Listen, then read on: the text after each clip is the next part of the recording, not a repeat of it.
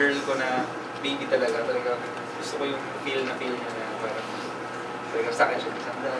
Yung lahat ng gagawin niya sa akin ng sandal. Binibaby ko talaga. Kaya hindi siya yung baby, ganun lang. Baby. Kaya may laman talaga yung tao. Ganyan na lang din.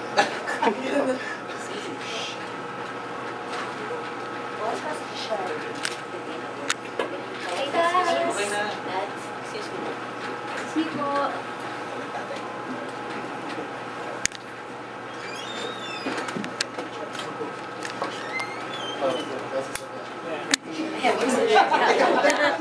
Okay. Same question. I don't think I would give her a nickname. I mean, just a babe or baby. I don't know. It's so common. Nadine is a nice name, so I wouldn't. Si Derek sasagot. Hindi na tawag niya ako.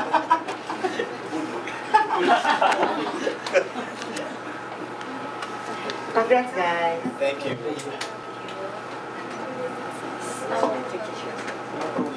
Hi, my name is Feng from Manila.com.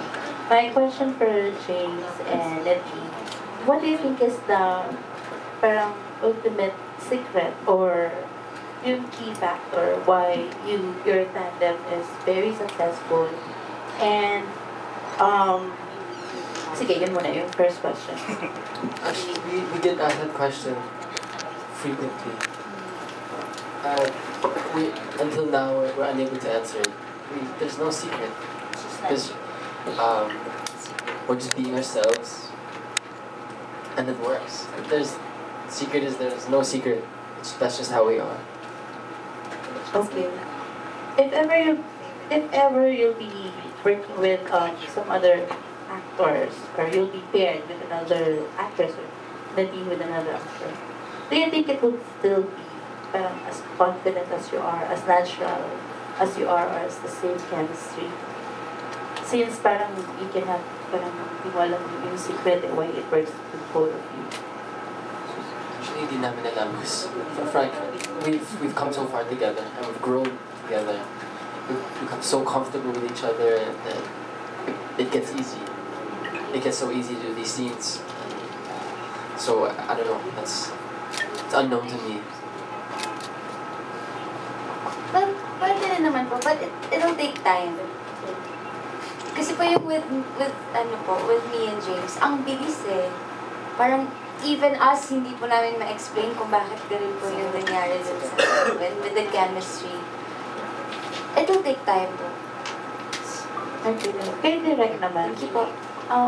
Direk, yung chef, parang fan nga po, diba? Yung success ng mga ganitong genre ng movies natin. In terms of the growth for them, or for the young actors po, na kasama rin nila sa movie, what do you see for them, or what do you aspire for them, parang growing as they grow as an actor? Ano ba yung parang nakikita mo din sa kanila in the coming years? Or who will be, parang, di ba, yung parang next Gabby and Sharon ba? Or Ay, hindi pa ba? okay. Sorry? No, of course I have my own wishes and dreams and aspirations for their love team because I know that I am part of it, you know. But as I've said before,